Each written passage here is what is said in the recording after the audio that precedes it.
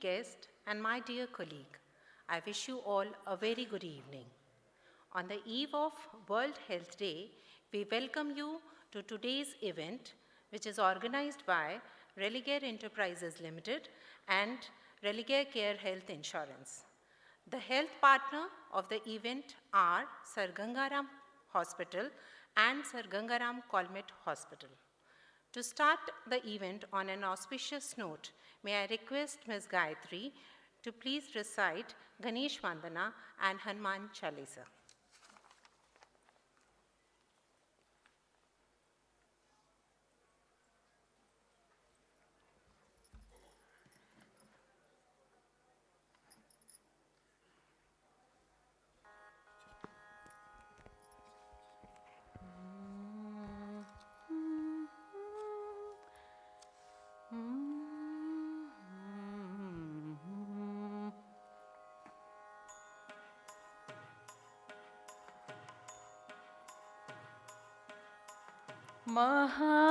महागणपतिं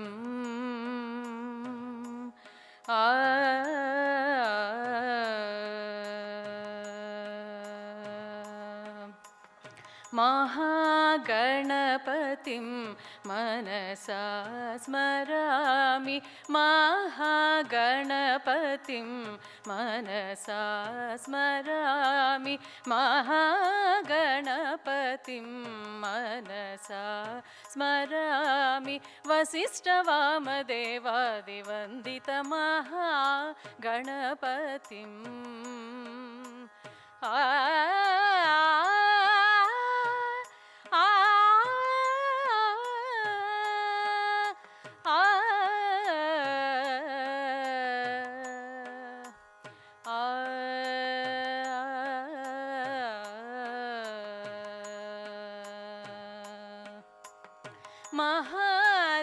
महादेवसुतं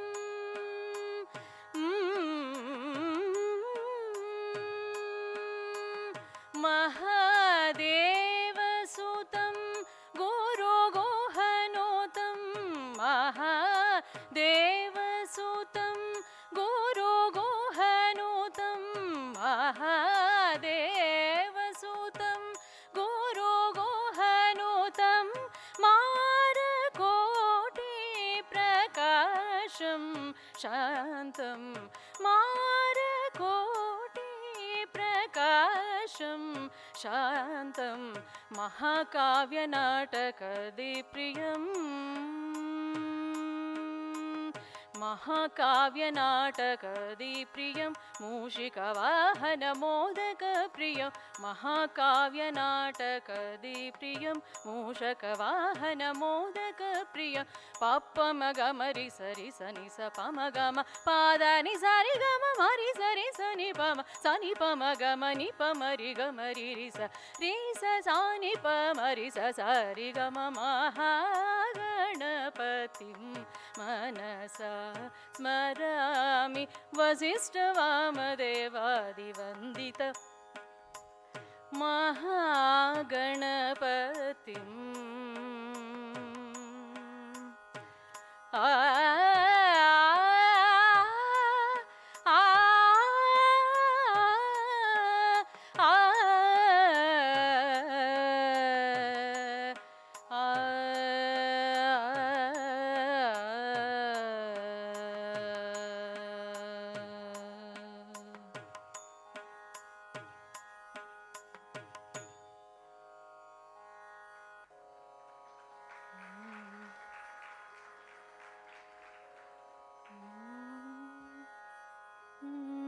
जय जय राम जय रघुराम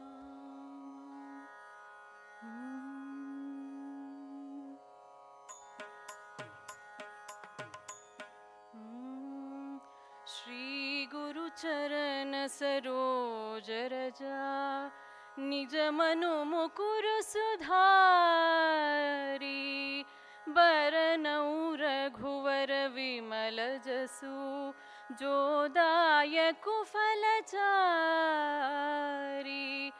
बुद्धिहीन तनु जानिके सुमिरौ पवन कुमार बल बुद्धि विद्या देहुं मोहिं हरहु कलेस विकार।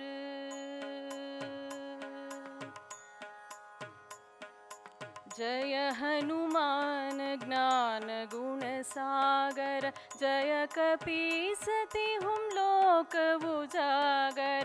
रामदूत अतुलित बल धामा, अंजनी पुत्र पवन सुत नामा। महावीर विक्रम बजरंगी, कुमति निवार सुमति के संगी। कंचन बरन बिराज सुबेसा, कानन कुंडल कुंचित केसा। जय जय रामा जय रघुरामा, सीता रामा श्री रघुरामा। जय जय रामा जय जय रामा।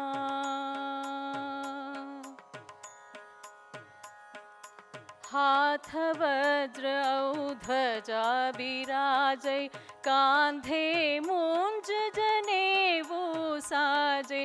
शंकर सुवन केसरी नंदन, तेज प्रताप महाजगवंदन। विद्यावान गुणी अति चातुर, राम काज करिबे को आतुर। प्रभु चरित्र सुनिबे को रसिया, राम लखन सीता मन बसिया। सूक्ष्म रूप धरि सियहिं दिखावा, बिकट रूप धरि लंक जरावा। भीम रूप धरि असुर संहारे, रामचंद्र के काज संहारे। लाय सजीवन लखन जियाए, श्री रघुवीर हर्षि उर लाए। रघुपति कीन्ही बहुत बड़ाई, तुम मम प्रिय भरतहि सम भाई। जय जय रामा जय रघुरामा, सीता रामा श्री रघुरामा। जय जय रामा जय जय रामा।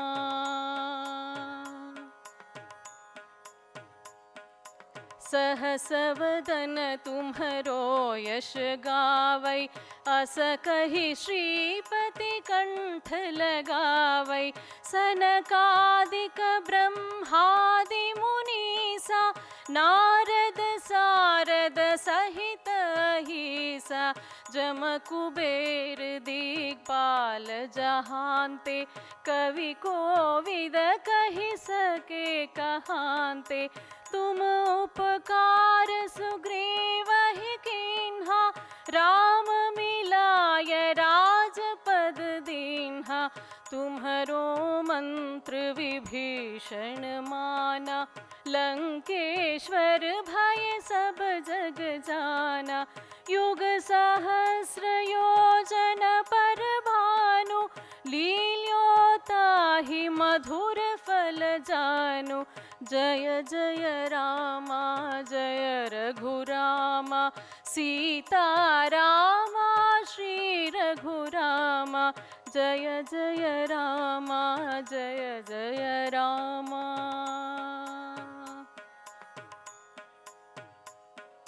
प्रभु मुद्रिक मेली मुख माहिम, जलधि लांघि गए अचरज नाहिम। दुर्गम काज जगत के जेते, सुगम अनुग्रह तुम्हरे तेते। राम दुआरे तुम रखवारे, होतन आज्ञा बिनु पैसारे। सब सुख लहै तुम्हारी सरना, तुम रक्षक काहो को डरना। जय जय रामा जय रघुरामा, सीता रामा श्री रघुरामा। जय जय रामा जय जय राम।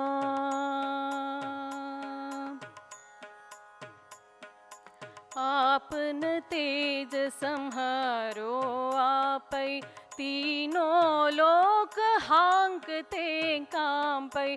भूत पिशाच निकट नहीं आवै, महावीर जब नाम सुनावै। नासै रोग हरै सब पीरा, जपत निरंतर हनुमत बीरा। संकट ते हनुमान छुड़ावै, मन क्रम वचन ध्यान जो लावै। सब पर राम तपस्वी राजा, तिनके काज सकल तुम साजा। और मनोरथ जो कोई लावै, सोई अमित जीवन फल पावै। जय जय रामा जय रघुरामा, सीता रामा श्री रघुरामा। जय जय रामा जय जय रामा।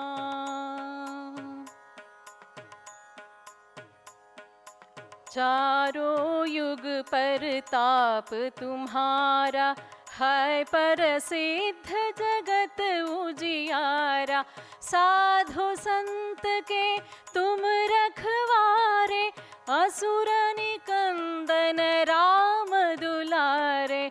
अष्ट सिद्धि नौ निधि के दाता, असबर दीन जानकी माता। राम रसायन तुम्हारे पासा, सदा रहो रघुपति के दासा। तुम्हारे भजन राम को पावै, जन्म जन्म के दुख बिसरावै।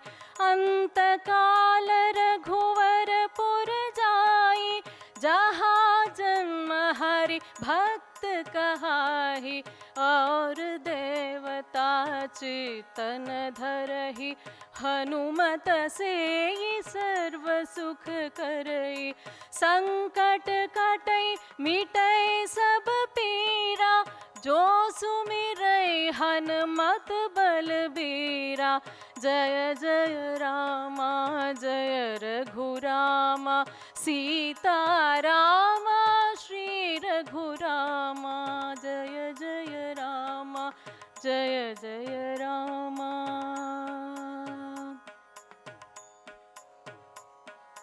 जय जय जय हनुमान गोसाई, कृपा करहु गुरुदेव की नाई। जो सत बार पाठ कर कोई, छूटहि बंधि महासुख होई।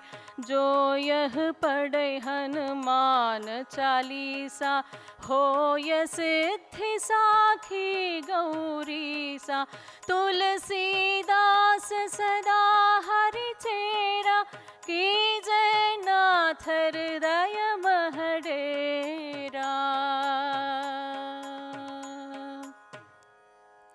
पवन तनय संकट हरना, मंगल मूर्ति रूप। राम लखन सीता सहित, हृदय बसहु सुरभूप।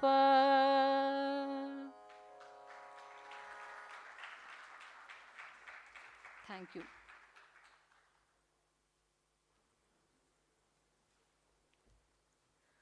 Thank you, Ms. Gayatri.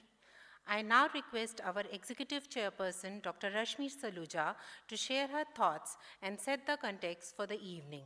Dr. Rashmi Saluja is a doctor and an entrepreneur. She is an MBBS, MD, MBA, LLB, and PhD by qualification. Dr. Rashmi has administrative experience of more than 25 years, setting up institutions and being involved in social and charitable activities. She is an executive chairperson of Religare Enterprises Limited, the holding company of Religare Group. Dr. Rashmi also serves as chairperson and managing director at Religare Fininvest Limited, and also as a non-executive chairperson of Care Health Insurance Limited, Religare Broking Limited, and Religare Housing Development Finance Corporation Limited. Dr. Rashmi has led the group from the front through the challenging time to rebuild a strong and integrated financial service group. Dr. Rashmi was entrusted with the responsibility to lead the Religare when the group was facing significant challenge and was rudderless. Once Dr. Rashmi took over, she stabilized the group and brought it out of the flux and the negative zone into the positive territory. Despite the volatile situation with blenders' debt default on one side and investigation by multiple agencies and regulator on the other side, she remained firm and steady during the entire turbulent period and took baby step as well as long stride as required to get the picture in place. She led the team from the front in dealing with all the stakeholders. With uncompromising approach for the corporate governance, efficient business models, and a growth-oriented outlook, she funneled all the energies and momentum in resolving the legacy issues of the group, refresh the operating and bring all the business back to vibrancy. With a charming persona, affable personality, and a caring attitude, Dr. Rashmi Saluja stands tall among the few business leaders in the country who have led and successfully completed an Herculean task of turning around a large company. Please put your hand together for Dr. Rashmi Saluja.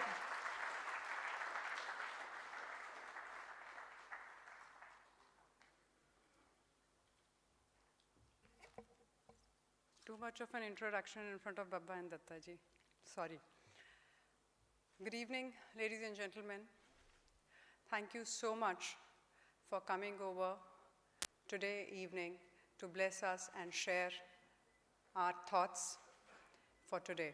It has been an extreme pleasure and pride for me to be standing here and speaking in front of stalwarts like Dr. Murli Manohar Joshi ji and Dattatreya Hosbole, and of course, everybody else.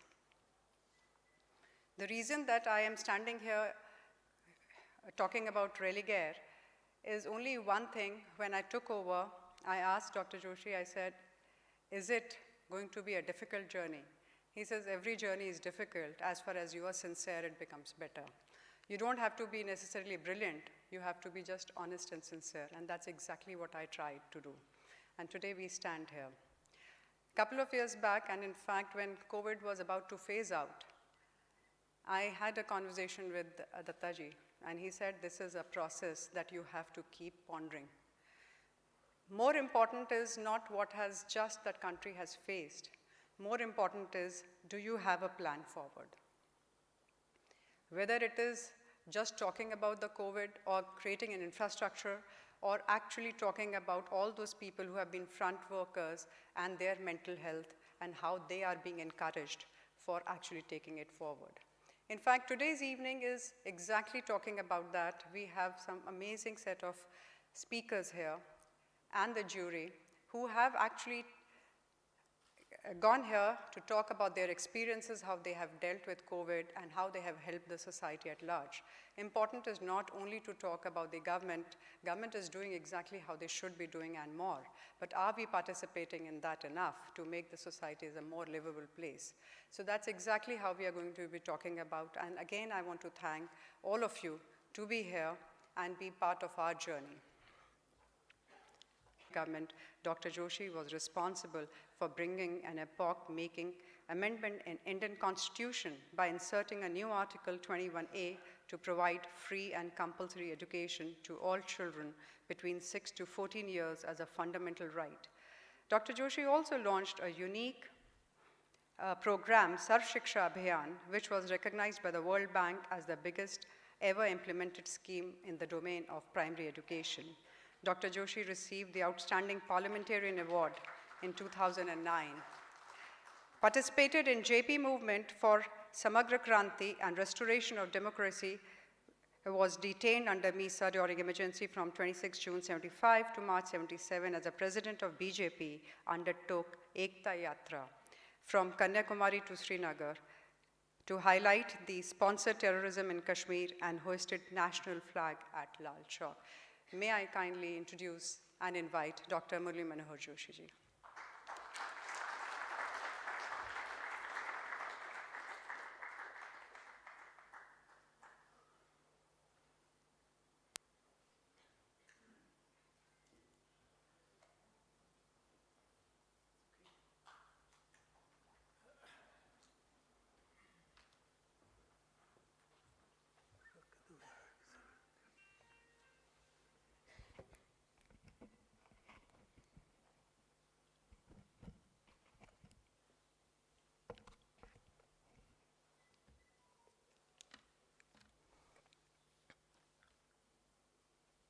Doctor Rashmi Saruja, Shri Dattatreya Hosabale ji, इस सभागार में पधारे हुए ऐसे अनेक महानुभाव, देवियों और सज्जनों,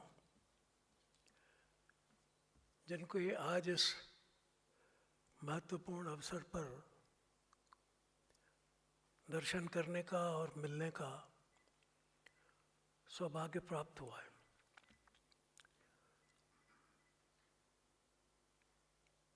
मैं तो आज ये समझ रहा था कि इस आयोजन में मेरी कोई आवश्यकता नहीं है, क्योंकि ये विश्व और स्वास्थ्य के संबंध में कुछ कार्यक्रम है। लेकिन फिर जब ये पता लगा कि इसमें बहुत विद्वान लोग आने वाले हैं, बहुत से विदेशी हमारे देश में रहने वाले राजनयिक लोग भी हैं, बहुत से विद्वान हमारे देश के चिकित्सकगण भी हैं, तो और जब ये पता लगा कि इसमें राजनयिकों की काफ़ी संख्या है, तो थोड़ा मैंने अपने सामान्य ढंग डोले को बदलकर अंग्रेजी में बोलने का निश्चय किया, जो सामान्य तौर पर मेरी भाषा नहीं है। मैं अपने विचार रखूं। मैं वेद मंत्र के दो महत्वपूर्ण आज के इस आयोजन के साथ मेल खाते हुए मंत्र है, जिसका एक भाग है पश्येम शरदः शतम् जीवेम शरदः शतम् शृणुयाम शरदः शतम् प्रब्रवाम शरदः शतम् अदीनाशाम शरदः शतम् भूयश्च शरदः शता। इसका अंग्रेजी में अर्थ है कि it describes the eagerness of the rishi to live for a full span of life, and that's to be with full sight, fully capacitated in all parameters. Shruyama Shardashatam. That our hearing faculty must be fully in practice, ऐसा नहीं कि कर रहे हैं। तो it says no, Shruyama Shardashatam, Prabravama Shardashatam, that I must be speaking. I will live for 100 years, but I must be able to speak. I must be able to listen. I must be able to see. And then he says, like this, not only now, but if at all I have to come back to this earth, then bhuyashta shardha shata. Then again, 100 years of full life. Now this is the concept of a living being who should live in a manner to enjoy the gift of life. Now therefore, I will now begin with the interest which Indians had in life and living. They were very interested in preserving life, and they were caring for their body. Consequently, medical science, including surgery, developed in India as early as the Indus Valley civilization. And this had it was perhaps the oldest civilization which represented the height of the concern of Indian people about health and hygiene. That I will come a little later about it. Now, this science of medicine developed in India was known as Ayurveda. It's not a science of medicine, but it's a science for life. How do you want to live? It is not like just asking a person to explain his condition of health. No, that is there, that can always be taken care of. But here is a person who must live in a particular fashion. Are you living like that or not? And the way we should live like that is given in Ayurveda. But many of us consider that this Ayurvedic science is a science of antiquated past. It has nothing to do with modern times. Some of us believe, no, this is the perfect science, and the only science, and the entire science, and beyond this, there is no science. Now, both these perceptions, in my opinion, are incorrect. Science is a continuing process. Indian science is a continuing process. Indian medical science is a continuing process. And it is continuing up till now. It cannot be classified as archaic. It is functioning as a living science, as a contributing science, even now, that I will explain a little later.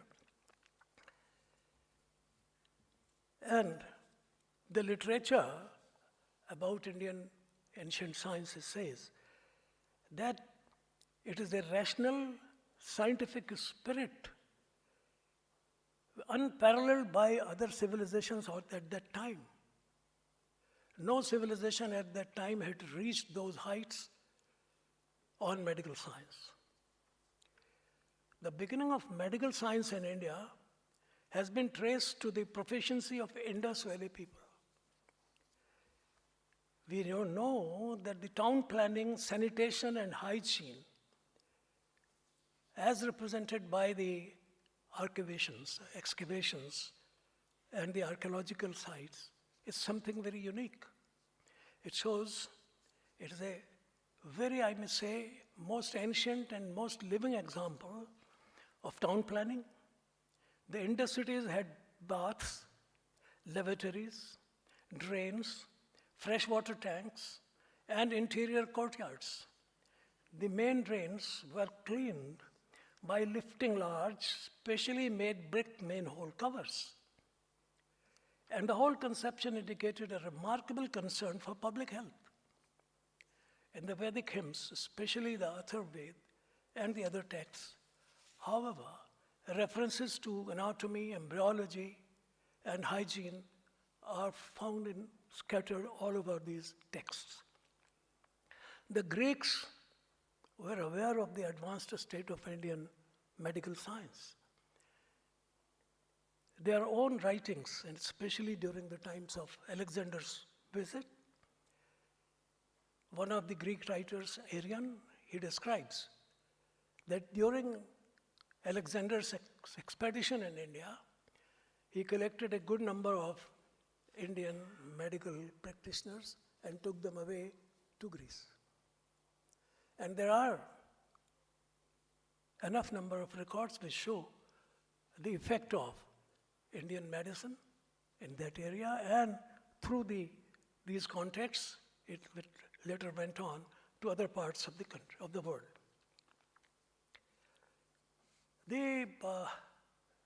One of the most important feature was that the Indians believed in helping nature to effect a cure by the vitality of the Indian body.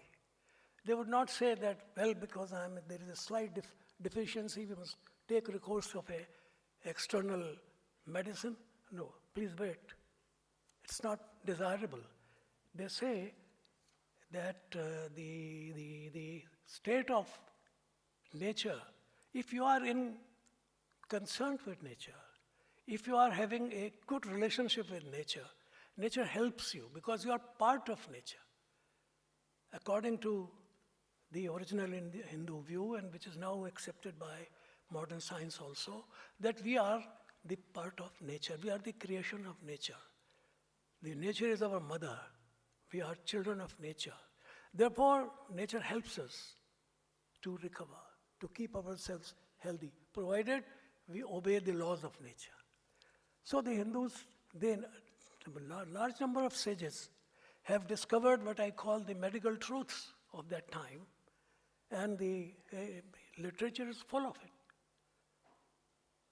Now you see the translations are available in different languages, otherwise it was in Sanskrit in the beginning and later on in Pali and other things. But it would be perhaps happy to know and also surprised that in the 3rd century BC, there were hospitals in India, and the numerous rock inscriptions of Ashoka testify to the popularization of medical treatment of men and animals. Surgery flourished in these hospitals. Several centuries prior to the Christian era, Huaihan, the 15th century Chinese traveler, has described the functioning of these hospitals, which suggest that India may have been perhaps the first country of the world to have evolved an organized cosmopolitan system of institutionally based of medical provision. Medicines were free, doctors were free, there were no charges. You could walk in, get yourself treated, and come out. So that was the level of healthcare. No charges. It was mostly run either from the state coffers or by the charity of the society. They were considered as an obligation towards society if we are helping any hospital or any such. For a number of years, those of you remember that there were a large number of charitable hospitals, Ayurvedic charitable hospitals in India. In my childhood, every small lane in Delhi was dotted with a Marwadi Aushdhalaya. The consultation was free. Ordinary medicines were free. It was only when a medicine was costly or it was not available with the charitable dispensary, somebody had to purchase it. But normally, the consultation fee was never charged. So these are some significant features of Indian healthcare systems. Now this attitude towards life and the attitude towards nature has led to their success in medicine. How could Indians succeeded, the Hindus succeeded in developing such a magnificent system of healthcare? Because Hindus did not look upon the universe as a mere fortuitous concourse of atoms.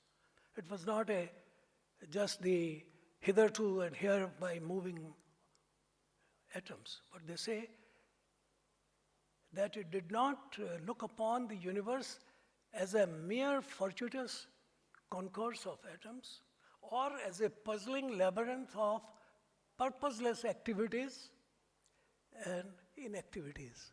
That there are atoms moving or not moving, or they are purposeless. No, they said no.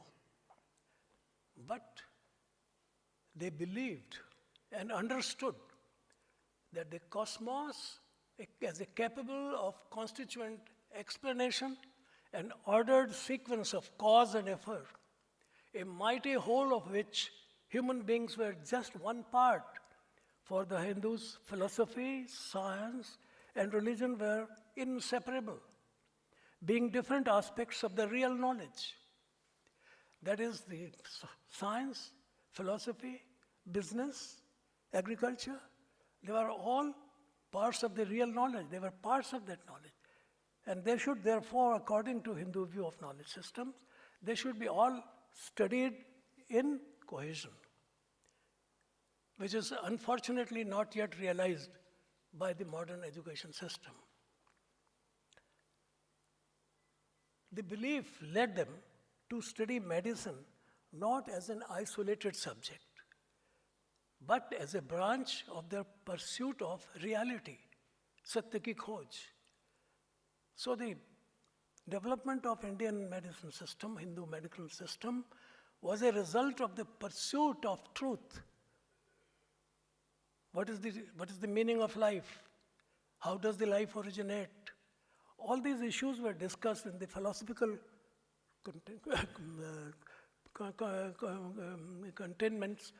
contents of the Hindu medical science. And therefore, it is at this point that there is a difference, and a very important difference between modern science or modern medical science in particular and the Hindu science, where the modern science is based on the reductionist approach, where a universe is considered as a machine. So the Hindu system or the Indian system did not consider human body as a machine. But if I discuss the matter with any one of the modern doctors, they will try to correlate every part of my body with a machine. Heart is a pump, kidney is there, the lungs are pumped, or they expand with the laws of volume and expansion apply. They will talk in those terms. But the Hindu medicinal system did not used to talk like that. He would try to see what is the real cause of your pain, of your suffering. Whether it is working like this or that, but how it is like that, how it has happened. You are part of nature. You are behaving in an unnatural manner. So there must be something behind that. There must be, try to find out the ultimate cause. And that is what they call it, the real understanding of working of a human body. Not only human bodies, but even the animals were studied like that. There's a lot of literature about the veterinary science, the science about horses, the science about dogs, cows, elephants, a lot of literature about it. And there were dispensaries treating all these animals. Ashoka had a large number of addicts asking people to give proper treatment to these animal beings. So, and this is what I say is reflected ultimately in the Indian mind, even in the modern Indian minds. When I look to this work of Jagdish Chandra Bose, a very important scientist from this country, and perhaps now whose work is now being realized as a very important work, he was able to demonstrate the pulsating life force in plants and their biological changes in his laboratories at Calcutta and Darjeeling in India, and in various laboratories in England and other countries. Through a very accurately designed apparatus based on the principles of modern instrumentation. And he demonstrated that the effects of sleep, food, drugs, etc. on plants, and established a complete parallel between the responses of the plants and animals. Plants sleep. In this country, everybody knows we should not touch a plant after the sunset.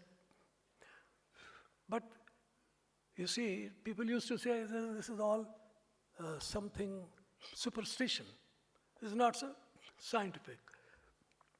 But he has explained, and I'm sorry that this great man was not recognized for this work. He was denied the Nobel Prize for it. Ultimately, it was Marconi who got it. He should have got it.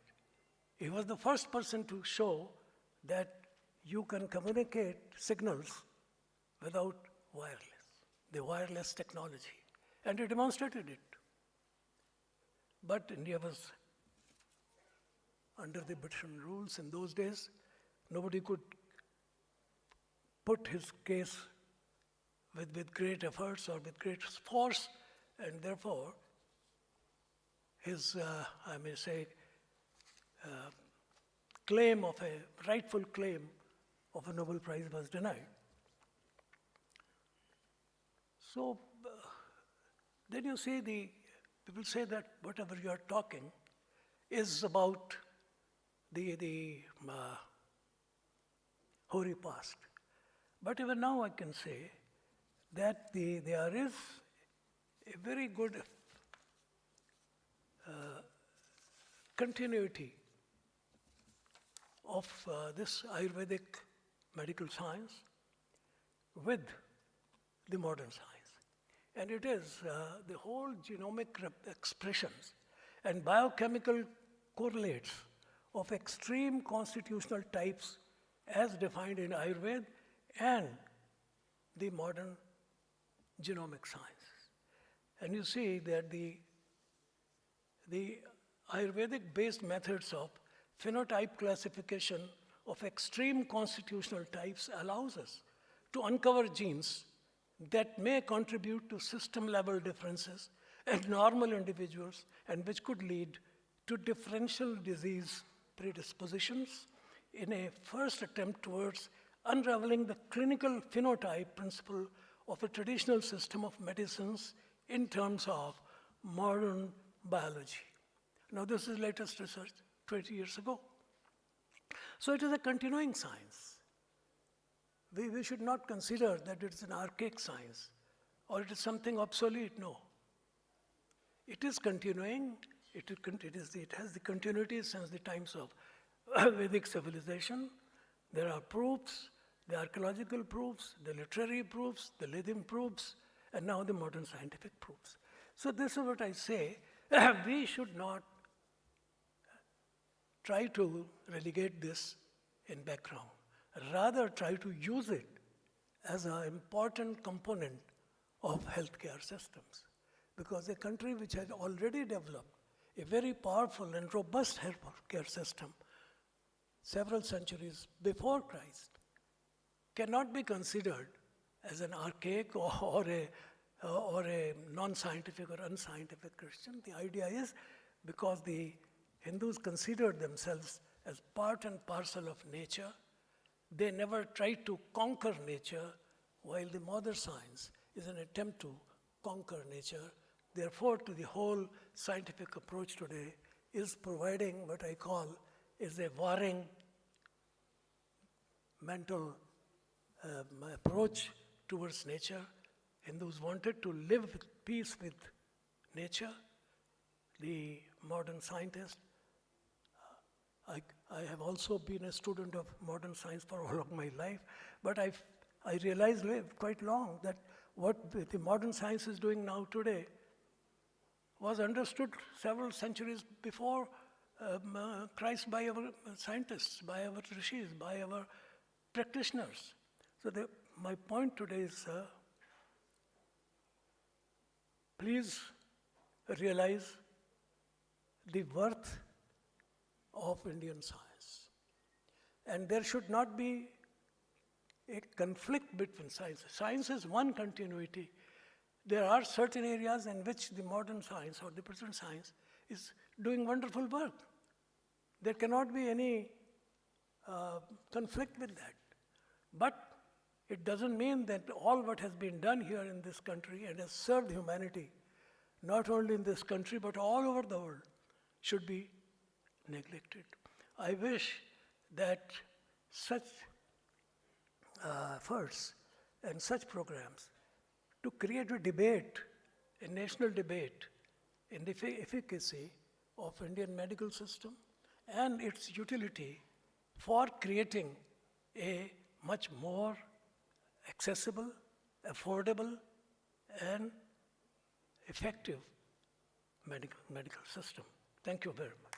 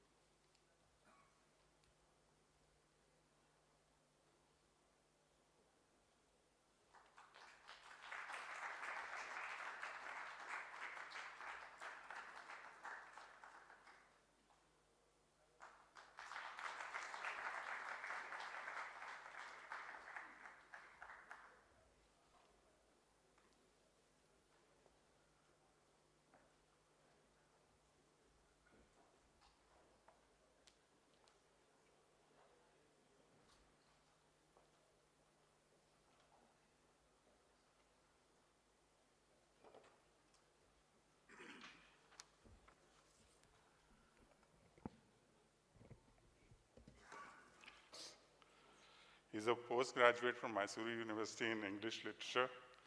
He joined the RSS in 1960. He also is the founding editor of Asima, a Kannada and English monthly. So he's a journalist as well. Please note Mr. Anand Goenka.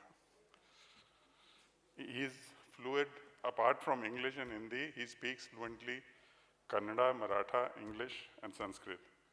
Dattaji is, because his commitments are more, he's been having a lot of things. He's just asked me that he'll speak just for 2-3 minutes to give out his blessings, and then Sulin Ambekarji will take over from him.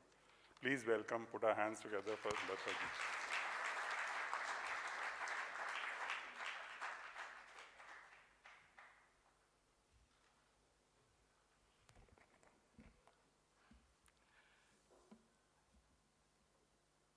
Namaskar.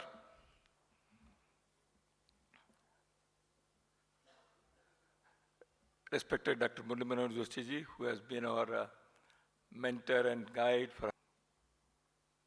who is my sister in Delhi, Dr. Ashwin Mehta ji and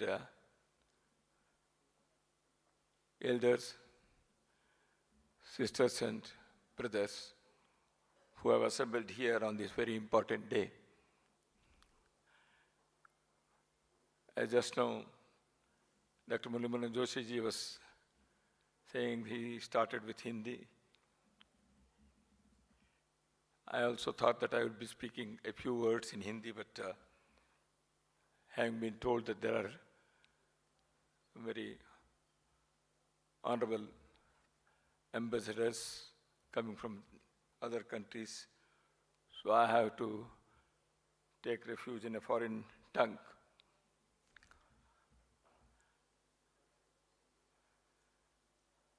After listening to very illuminating and enlightening presentation by Dr. Murli Manohar Joshi, whose scholarship is well known,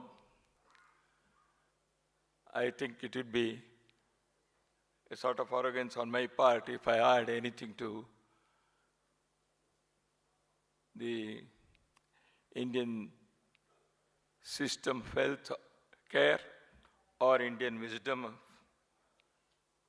health. Dr. Joshi ji quoted one Vedic verse. I remember another one. The Hindus, the Bharatiyas have been wishing the whole humanity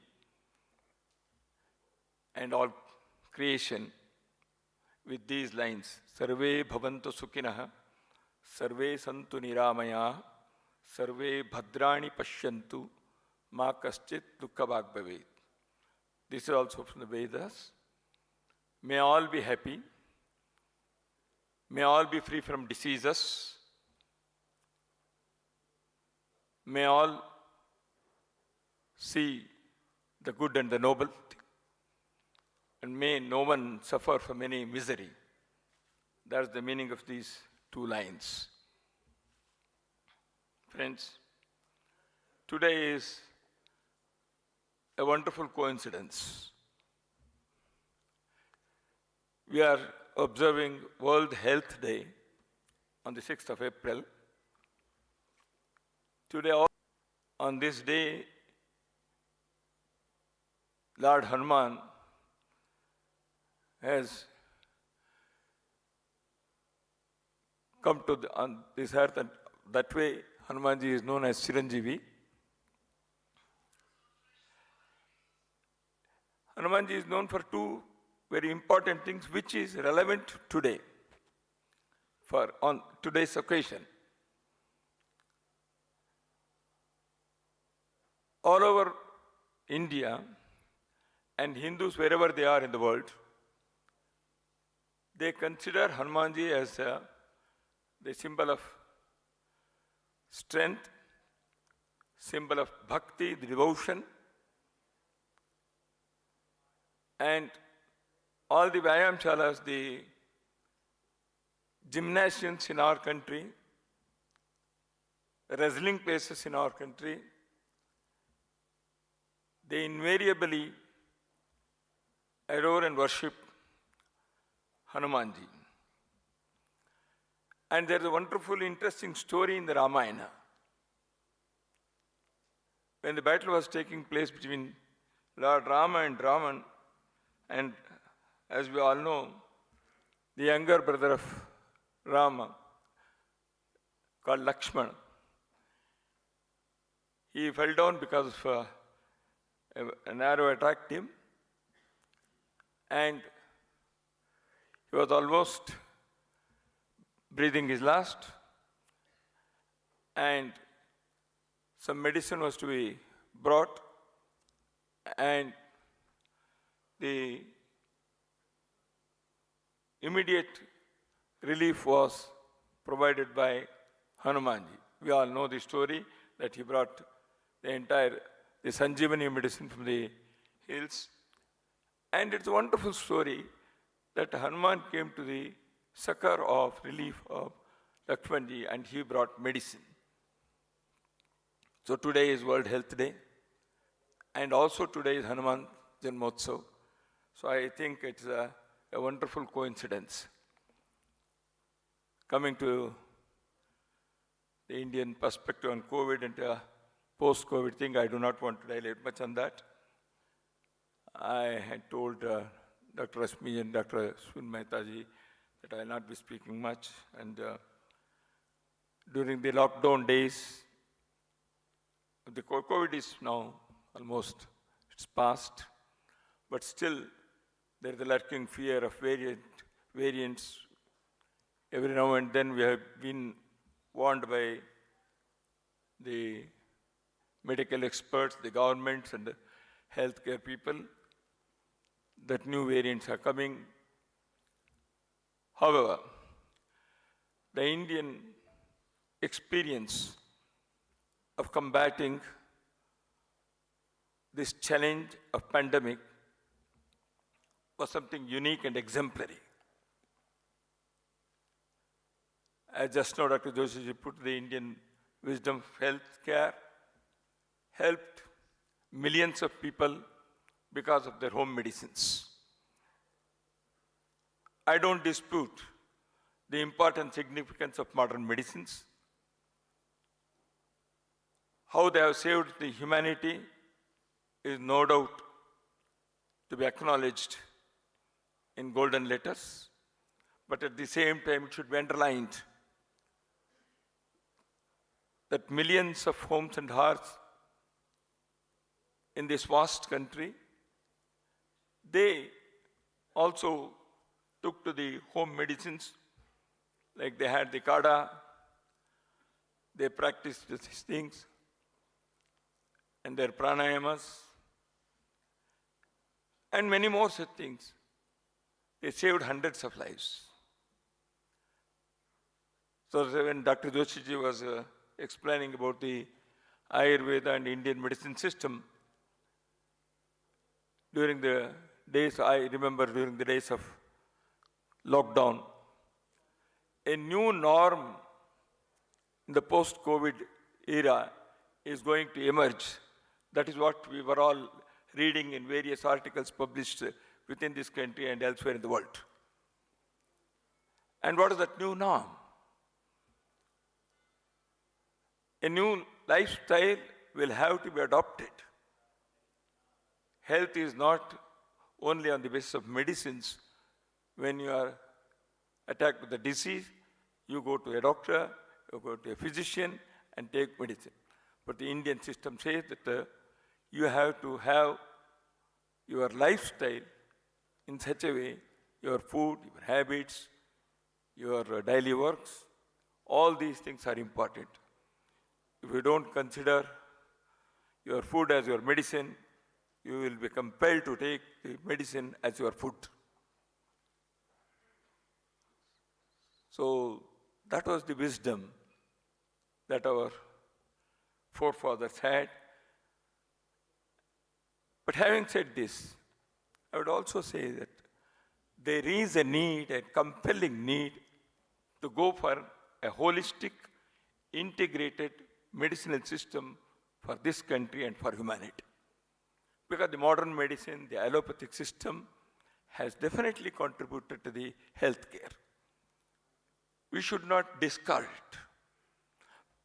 But the indigenous wisdom in the field of healthcare also should not be despised. There should be a wonderful combination. Recently, I spent 10 days in the All India Institute of Ayurveda here in Delhi for Panchakarma. A beautiful section of integrated medicine has come up. Why don't we develop a holistic, integrated medicinal system in India? That's why we have to treat the human body as a temple, and we have to save humanity. That's why, as Dr. Rashmiji told, that governments have been doing their work. We should acknowledge it. But how we will create awareness in society about healthcare? How we can come to the chakra of the people who are in need? So a movement for take a pledge to serve the humanity, the suffering humanity, with care, with love, with dedication, and indigenous wisdom as well. Namaskar.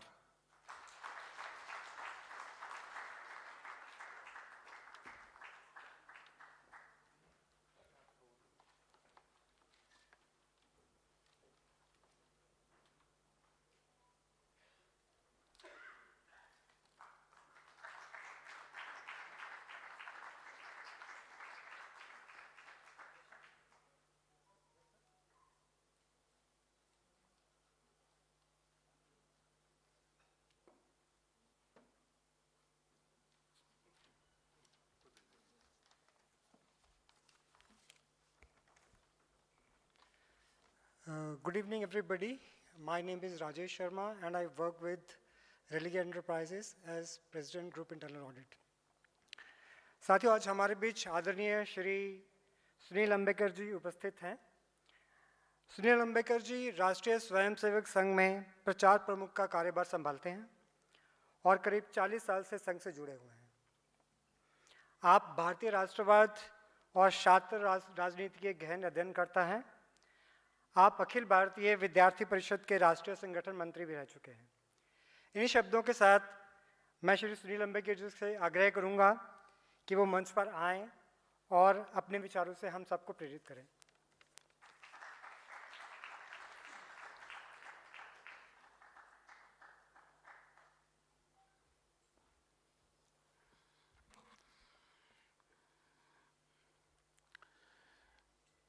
यहाँ उपस्थित वरिष्ठ doctor मुरली मनोज जोशी जी, माननीय दत्तात्रेय जी, और आज जहाँ और जिनके कारण यहाँ हम सब लोगों को एकत्रित आने का अवसर मिला है, डॉक्टर रश्मि जी और अश्विनी जी और पूरे रेलिगर परिवार के सभी लोग यहाँ उपस्थित सभी को नमस्ते। हनुमान जयंती की बहुत सारी शुभकामनाएं।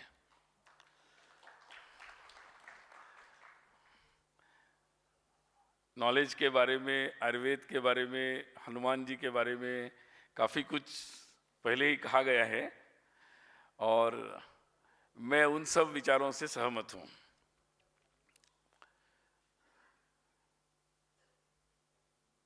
मानव की जो क्षमता है, अगर वो एक साथ रहता है तो बहुत ज़्यादा है।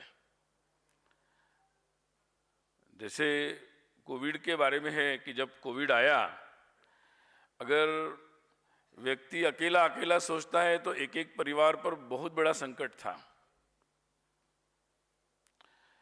परंतु जब लोग एकत्रित आने लगे और सामूहिक रूप में कार्य करने लगे तो उनके अनुभव बहुत अलग थे।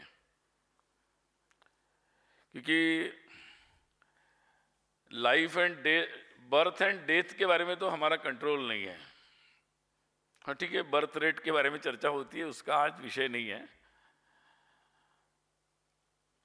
लेकिन लाइफ कैसा होना चाहिए इसके बारे में जरूर हम लोगों का विचार हो सकता है और हम लोगों का उस पर नियंत्रण भी हो सकता है। मैंने देखा कोविड में जब भारत में और दुनिया एक साथ कोविड से लड़ रही थी तो सरकारी मशीनरी काम कर रही थी, लेकिन भारत में गांव में भी, जहां लोग समझते 70% लोग गांव में रहते हैं, उन्हें पता नहीं शिक्षा होगी कि नहीं, उनको हेल्थ केयर पता होगा कि नहीं, कोविड पता होगा कि नहीं, लेकिन अनुभव क्या आया? They know about the health, they know about the care. मैंने देखा कि गाँव में जब शहरों से लोग जाते थे तो गाँव में लोगों ने ज़्यादा अच्छी व्यवस्था की थी।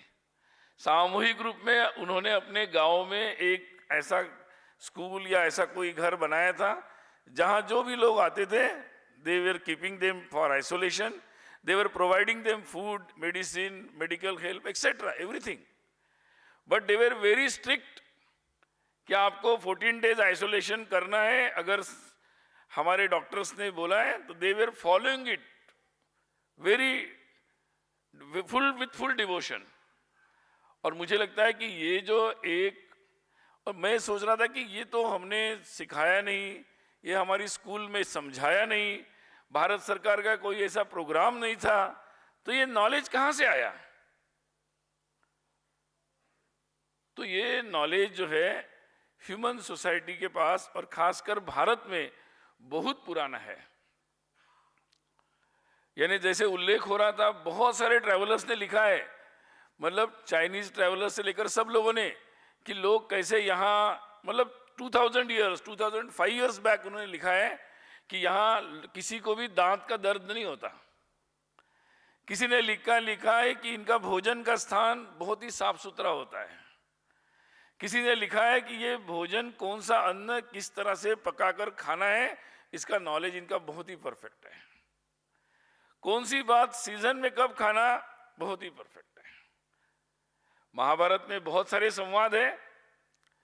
महाभारत के युद्ध में संवाद हो रहा है, मतलब लास्ट फेज में दुर्योधन है, दुर्योधन तो विलन है महाभारत का, लेकिन वो कह रहा है कि मैंने कभी ऐसा दिन नहीं हुआ कि मैं सूर्योदय से पहले तैयार नहीं हुआ। कभी वो ऐसे बोल रहा है, कभी ऐसा नहीं हुआ कि दोपहर में मैंने भोजन के बाद ज़्यादा विश्रांति कर ली, कभी नहीं हुआ कि मैंने आउट ऑफ सीजन जाकर कभी भोजन किया हो। तो फिर यहाँ कैसे हुआ? फिर उसके बाद संवाद है कि केवल शरीर से नहीं, तो ये आरोग्य या हेल्थ जो है वो मन और बुद्धि से भी जुड़ी हुई है। और इसीलिए कई लोग हेल्थ को केवल आइसोलेशन में अगर देखते हैं कि ये केवल एक मेडिसिन के लोगों का विचार है, डॉक्टर्स का है, फार्मेसी कंपनियों का है, तो नो, इस भ्रम में किसी को नहीं रहना चाहिए। ये सोसाइटी का कल्चर है, सोसाइटी की वैल्यूज है कि वो किस तरह से जीना चाहते हैं, क्योंकि हेल्थ तो इंटीग्रेटेड है। कई लोग हैं आजकल, मैं तो इस पर ज़्यादा बोल नहीं सकता, आजकल वो डाइटिंग वगैरह बहुत करते हैं और बहुत सारी चीज़ें करते हैं कि उनका मतलब ठीक हो जाए, तो मैं उस पर ज़्यादा नहीं बोल सकता।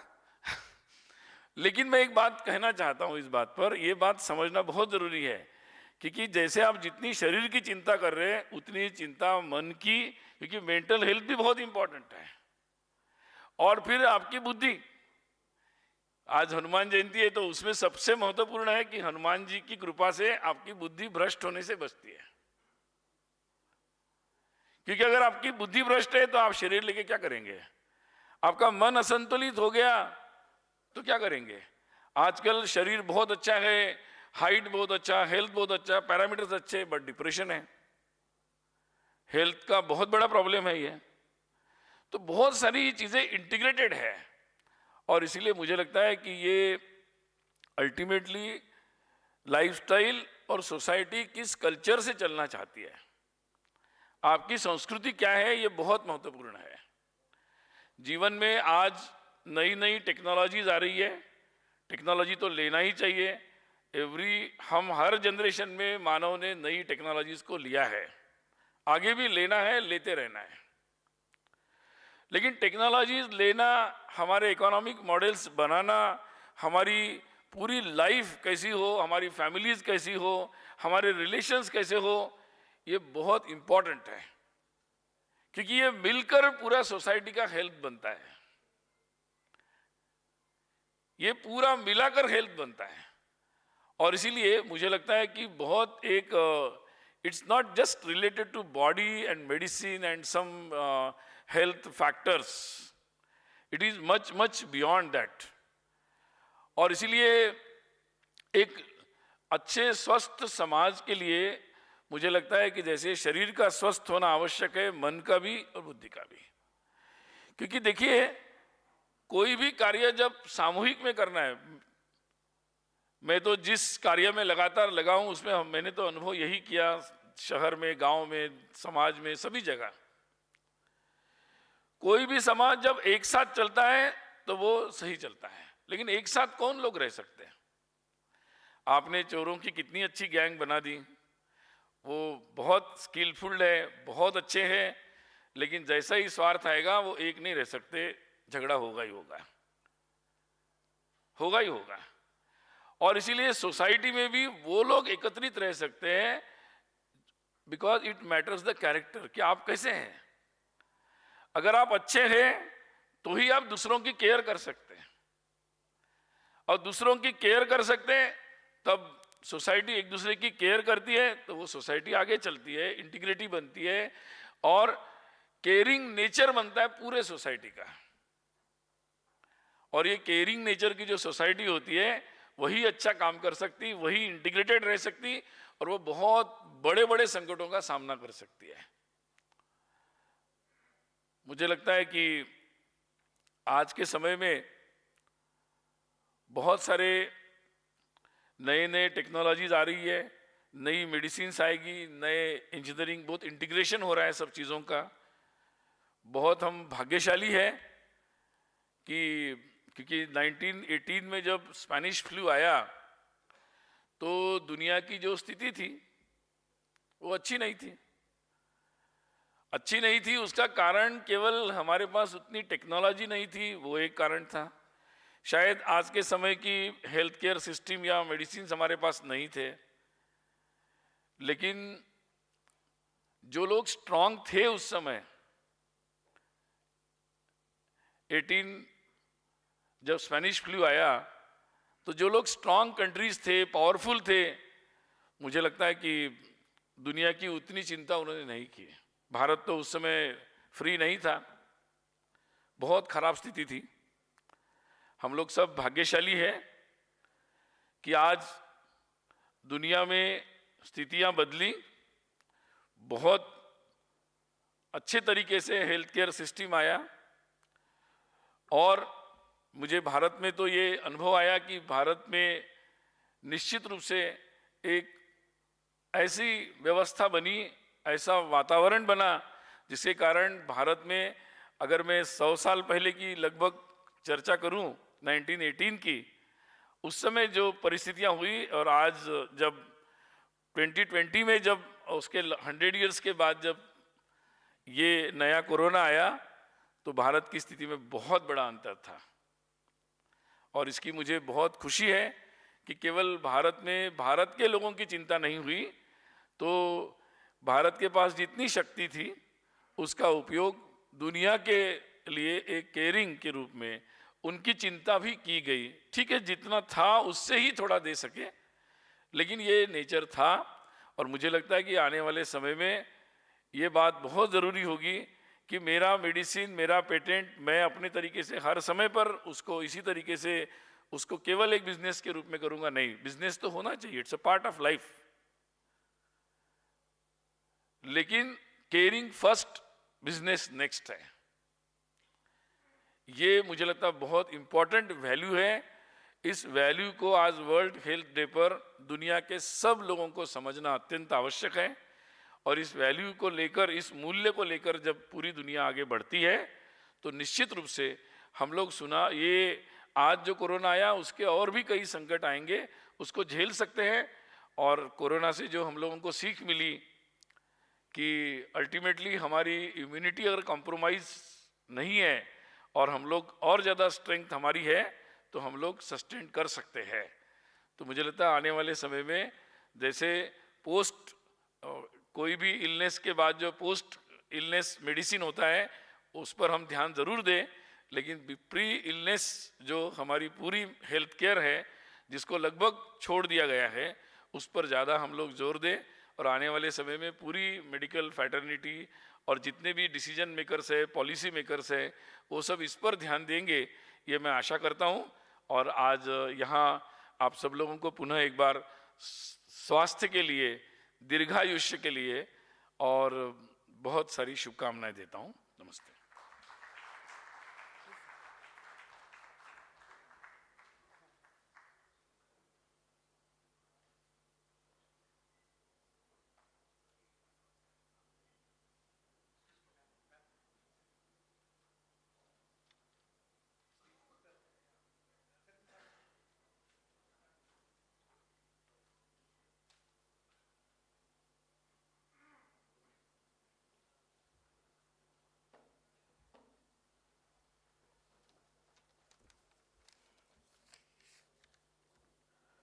Good evening, ladies and gentlemen. My name is Rahul Mehrotra, and I work as the MD and CEO of Religare Housing Finance Company. It gives me immense pleasure to welcome and introduce Mr. Anand Goenka today. Mr. Anand Goenka is the Executive Director of the Indian Express Group, a fully hands-on professional who is dynamically taking the legacy forward of his grandfather, Shri Ramnath Goenka ji, when he launched the group 90 years ago. These are today the hallmark of the group's investigative and explanatory journalism. Mr. Goenka has been recognized as Asia's once most influential young leaders for 2020 and 21. He has also been awarded IAA Global Compass Award in 2019. Economic Times recognizes him as India's 40 under 40 business leaders, and GQ has listed him one of India's 50 most influential young Indians. Please join me in welcoming Mr. Anand Goenka.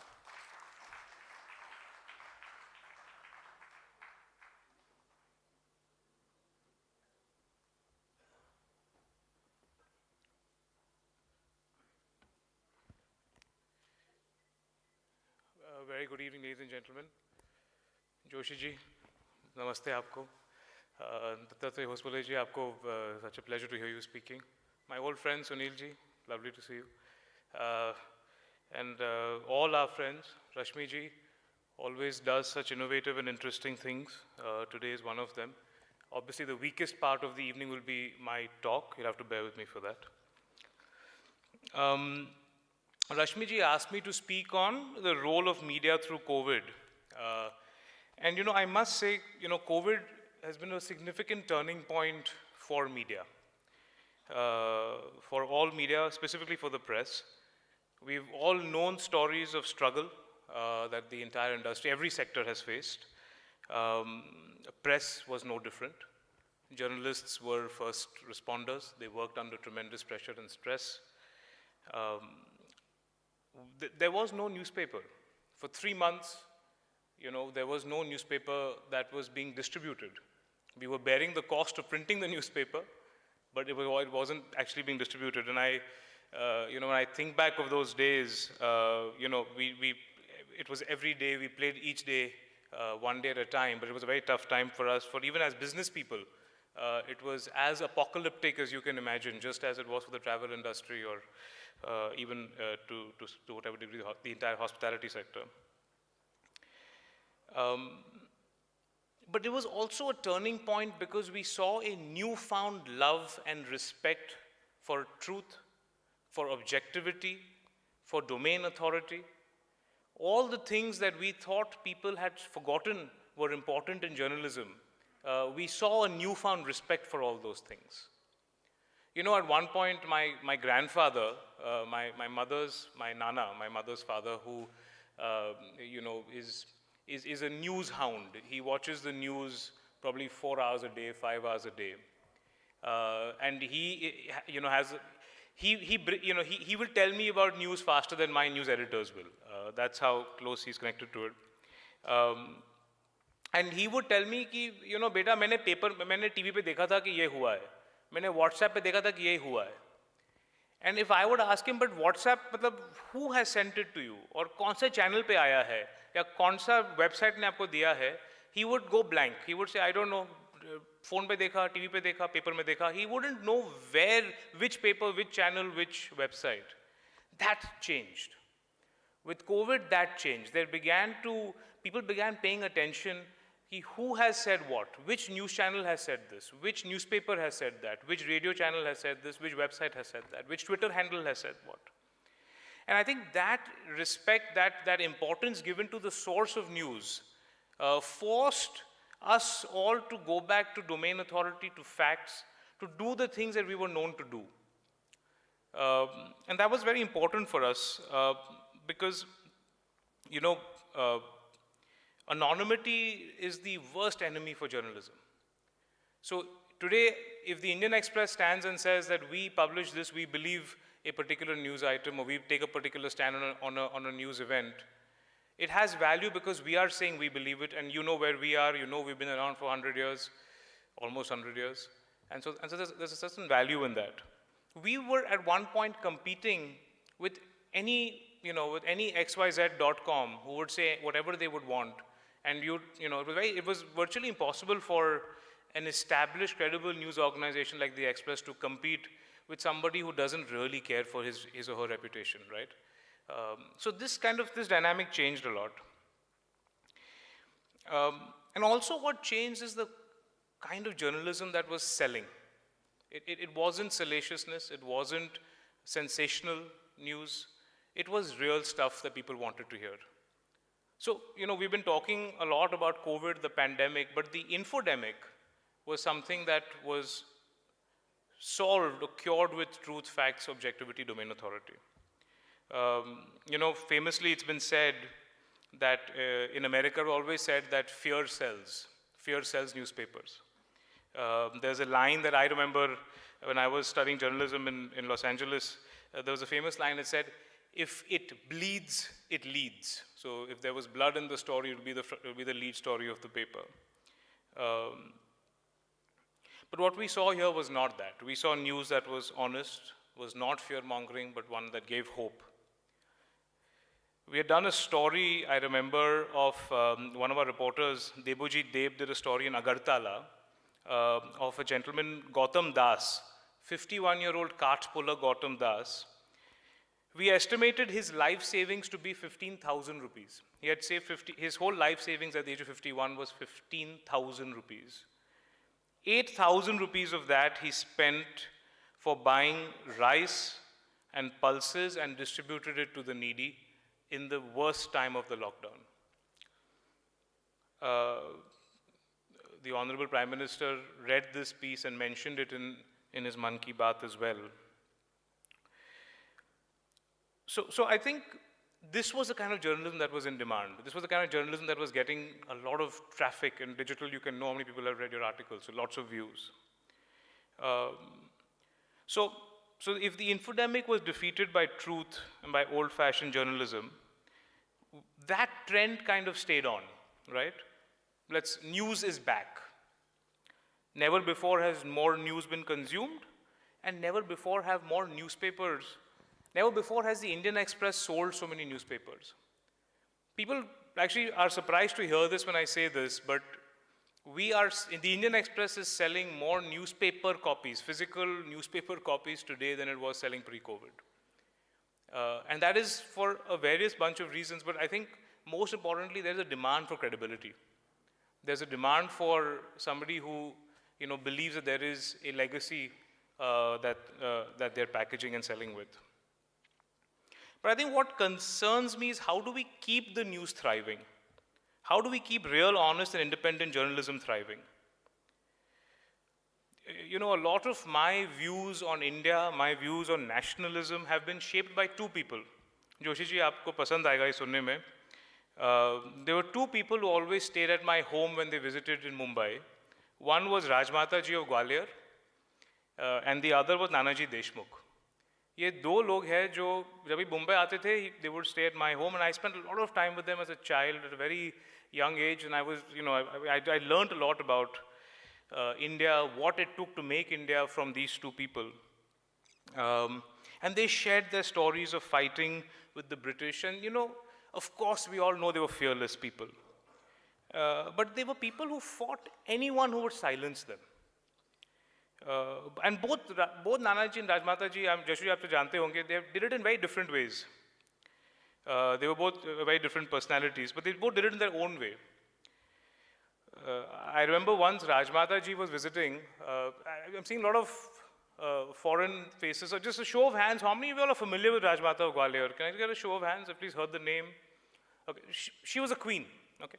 She was like a real, she wasn't just a queen by title, but she had the grace and the presence of royalty. So when she would visit home, 2 days before, the staff would start coming in various batches. And there would be a puja ghar would be set up for her in the guest room. And it was quite an elaborate thing to be hosting the queen. And, we didn't take it that seriously. And once she was staying in Bombay, my father was in Delhi. So it was my mother, me, and Rajmata ji. And where we live is right opposite the Air India building at the end of Marine Drive. We live in Express Towers. I was there with her in my home, and Air India building's right across. And the Air India bomb blasts went off in that afternoon. So it was my mother, me, and Rajmata ji, and the bomb blasts have gotten off at the Air India building right across the street. And we were advised to evacuate immediately. But where do we go? Hotels were clearly unsafe to travel at that time. There was rumors of bombs planted all over the city. Multiple bombs were in fact going off. And we had a small guest house. If those of you who've been to Bombay, you know how small houses can be. This was a very small house, even by Bombay standards. It was a small guest house the Indian Express had, and we were said as the safest place to go there. And I remember my mother was extremely nervous because she said, listen, ये राजमाता जी का पूजा घर भी वो घर में नहीं बैठेगा, राजमाता जी कहाँ बैठे? How do we fit Rajmata ji in that house? And we were three of us, and I remember the grace and the unfrazzled expression on Rajmata ji's face. And she told mom, बेटी चलो, जहाँ भी जाना हो हम रह जाएंगे, जो भी खाना हो खा लेंगे. जेल में हमने रोटी से कीड़ा निकाल के रोटी खा ली, तो हम कहीं भी रह सकते हैं. And I remember when we drove out of the Express Towers, right in front of us in the car, there was an ankle, a human ankle was right in front of us. It was that fresh. The bomb blast had just happened. We drove off, and there was an ankle in front of us. That vision doesn't escape my eyes. I was probably 9 or 10 years old. And Rajmata ji saw that ankle. She was sitting behind me. And her immediate instinct was, can we find to see if the man is still alive? If that man is still alive, we must take him to a hospital. That was her first instinct. If I look back now, I think if Nanaji Deshmukh was there, he would have gotten out of the car and tried to find the boys, tried to find the people who put the bomb, who planted the bomb in the first place. But they were both two very different people, but they were extremely brave. They were extremely, they were not people who, they weren't restless, they were very productive people. They wanted to be part of the solution always. And, you know, this was a generation of nation builders. And they always believed that free press and free speech was at the center of India. It was the center of building any nation. And it always puzzles me, you know, in 1942 when India was supposedly, when India was much poorer than it is today, it was a poor country. And when people were supposedly uneducated, illiterate, they were fighting for free speech in 42. Today, and this is no longer an India thing, all over the world, people don't seem to have that same respect for free speech that they did then. They don't seem to value free speech like they did then. Today people want a golden visa to Dubai. So many people we see wanting to work in Dubai, moving to Singapore. And it just baffles me that in 42 you had a country that was fighting for free speech, and now you have people who are thinking about Dubai and Singapore. And again, it's a global problem. But I want to just share a few things that free speech has given us. Just a few weeks ago, we investigated that there were 77 sculptures, old Indian antique sculptures, which a smuggler had exported illegally all over the world. We reported that 15 of these sculptures were at the Met Museum in New York. The Met has confirmed just 3 days ago that they will be returning 15 Indian sculptures back to India. Just 3 days ago.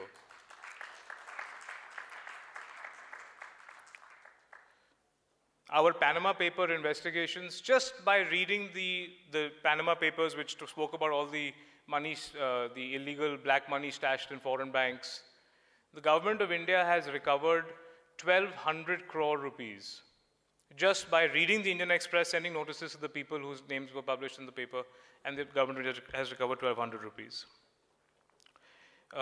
We had an investigation, in a smaller perspective, an investigation of a secretary who was shutting down an entire athletic stadium to walk his dog at night. I don't know if you're familiar, I'm not getting nodding faces. Not only was the stadium being shut down for him to walk his dog, but there were 3 different teams that had to stop practicing and training because the secretary wanted to walk his dog. We exposed that. The stadium is now open for later. The 3 teams are back to training. I'll give you one more example. We had investigated that there were 15 Indian immigrants there were 15 laborers who were working as migrants in Qatar to build the FIFA World Cup. They had moved away from India. They had left to build the World Cup infrastructure for the World Cup in Qatar. 15 of them had died while on duty. 15 of them died in duty. Not one was offered any compensation by the countries, by the Qatari authorities. We had published this. Their bodies came back. State governments gave compensation to the families. These are the kind of things that I think free speech gives. The other kind of things that I think we need, not in India, but in the world, we need to realize. So I think we've spoken a lot about the pandemic, spoken a lot about COVID. I think the infodemic also is something that I think we can feel happy about prevailing and fighting. And I think a lot of that has come from journalism, from free speech. And I think the press is today a better place because people like you respect the work that journalism does today. So thank you so much for listening, and thank you so much, Rashmiji.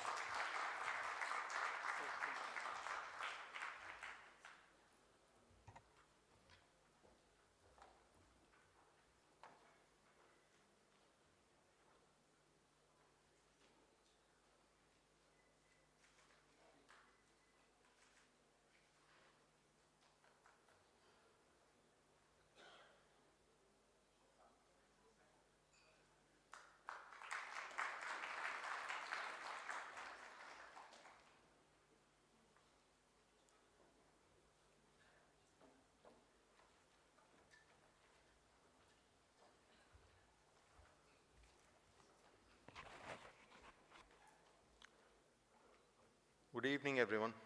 I'm Chirag Jain from Religare. It's my privilege to be in the midst of such august audience and to be welcoming someone who needs no introduction. Mr. Rakesh Asthana is from Indian Police Services, Gujarat cadre. He has served the country in many capacities. He served as Special Director of CBI, Director General of Bureau of Civil Aviation Security, Director General of Narcotics Control Bureau, Director General of BSF, and before retiring as Police Commissioner, Delhi. He is well known for spearheading many complex investigations and cases. Ladies and gentlemen, please welcome Mr. Asthana to stage.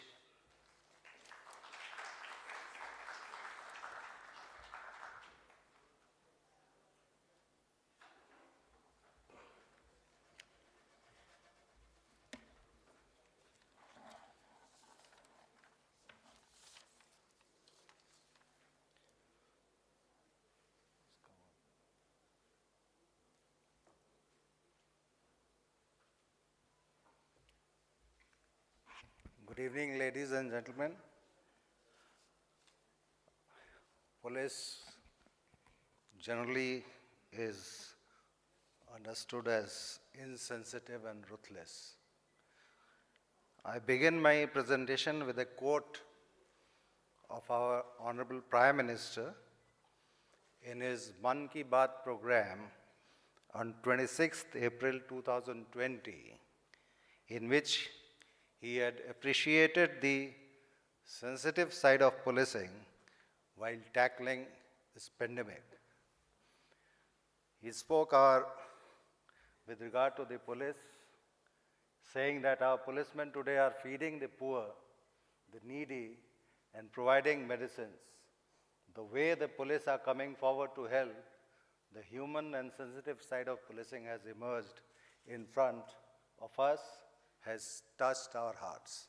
So this is our Honorable Prime Minister appreciating police, and a new side of police has emerged during pandemic when we tackled it.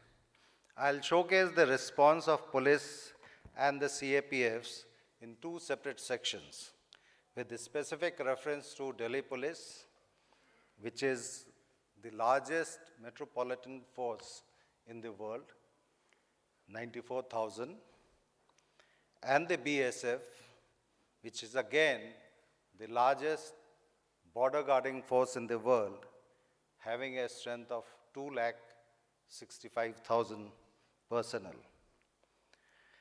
Broadly speaking, the similar responses were adopted by all the state police forces and the CAPFs across the country, with the little improvements here and there as per the local requirements.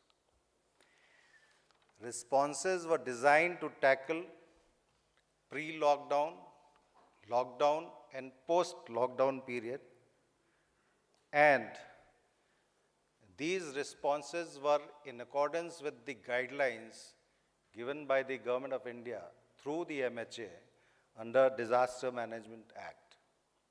The Secretary Home and his team were the nodal authority, and they coordinated the responses of all the ministries and the states, resulting in an excellent handling of the situation in our country.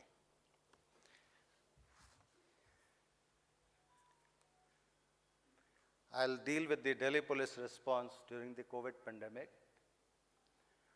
Now, the first priority was, during the lockdown, was to clear the area from unnecessary movement of people.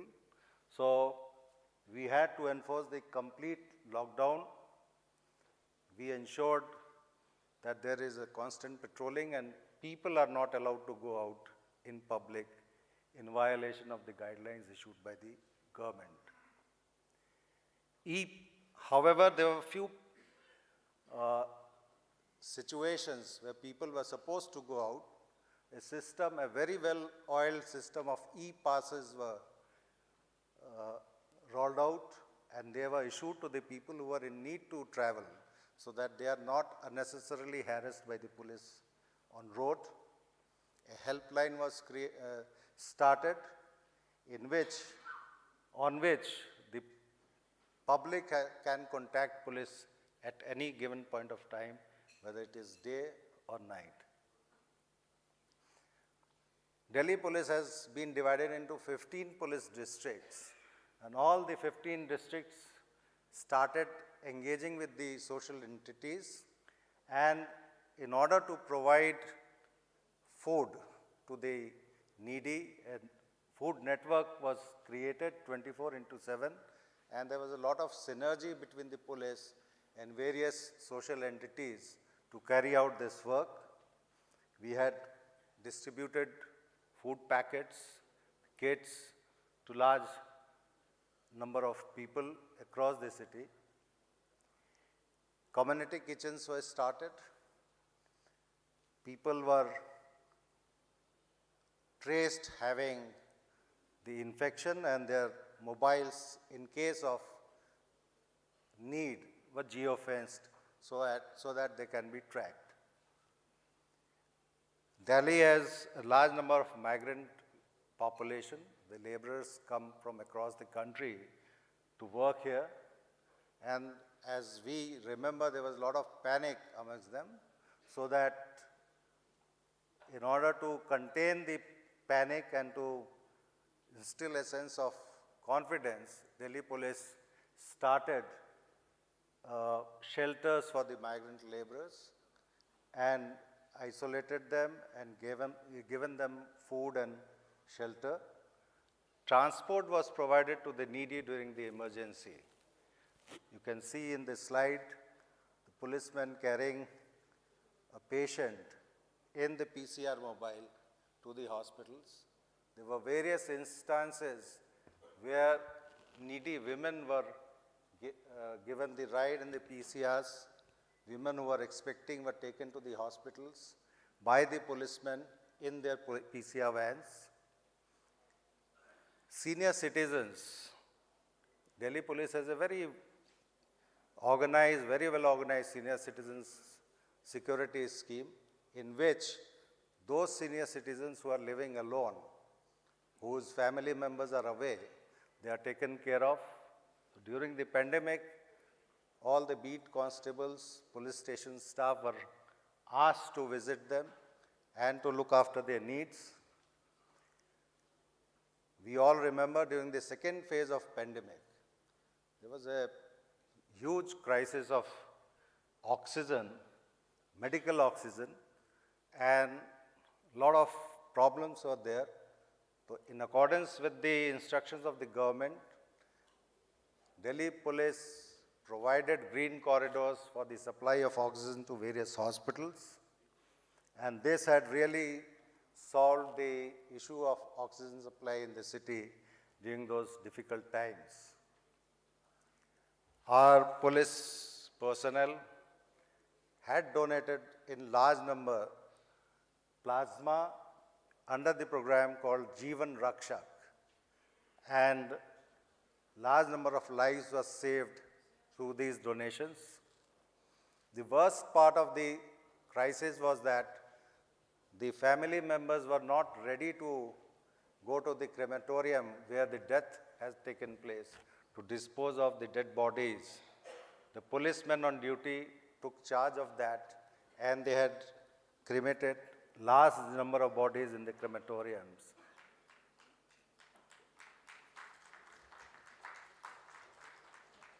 Delhi police started a program called Delhi Police Dil Ki Police. And through this program, they had initiated to give help to the needy on 24/7 basis. Telecounseling was started because during the lockdown, a lot of cases of stress, anxiety, and depression were coming forward. So through this tele helpline, the police had tried to counsel the people who are living alone. Police welfare, family welfare society also worked day in and out for making masks and other kits for the public. Now, during the COVID-19 period, we had, apart from the violations of the guidelines, we had various cases of black marketing of life-saving medicines like remdesivir, and there were cyber crimes reported with regard to selling of, they were cheating people in the name of selling life-saving medicines, plus black marketing of oxygen. Large number of cases were made out, investigated, and the people who were behind all these wrongdoings were arrested and taken to task. Within the force also, it required a lot of counseling and attention to the police personnel and their family members. A specific program was launched to take care of them so that they are fit and fine and they are on duties. Our 18,122 personnel fell ill during this period. They suffered from this pandemic, and 83 died while dealing with this situation. So far as border security force is concerned, this is one of the largest border guarding force in the world, and the BSF is supposed to guard the Indo-Pakistan and Bangladesh border, 6,000 kilometers long.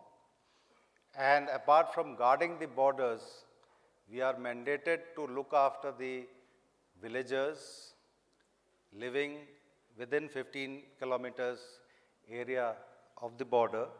So not only guarding the borders, but we are supposed to look after the families and villagers living near the border.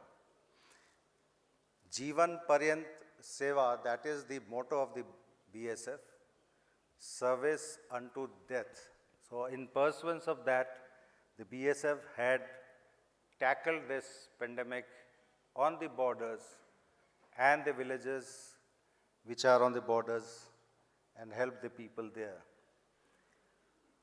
We had opened hospitals not only in Delhi, but across the country, wherever our presence was there, and provided relief to the common people also who were in need of treatment, vaccination, or otherwise.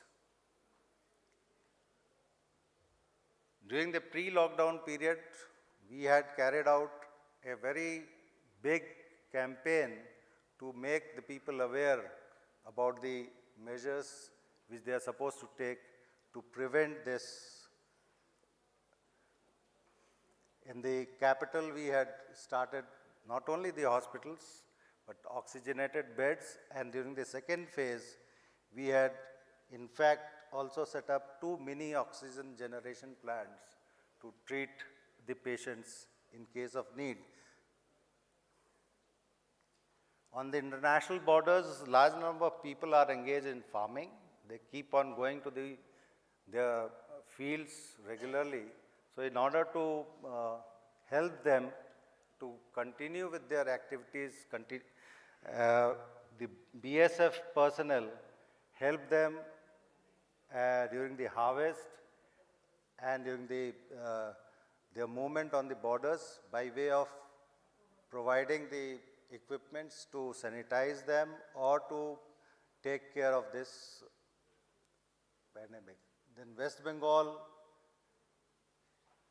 in Assam, in Meghalaya, Tripura, this is on the border of Bangladesh, large number of people are using the area to have their tea gardens or the other things. They keep on moving on the borders. In the similar fashion, we help them there also. In addition to the help of agrarian rural population, BSF had many other interactions. This was the motive basically to break the chain by making a chain on this and other border areas on Pakistan border and Bangladesh border. In addition to that, we had come to the aid of the civil authorities in various parts of the country. 250 companies were deployed in the states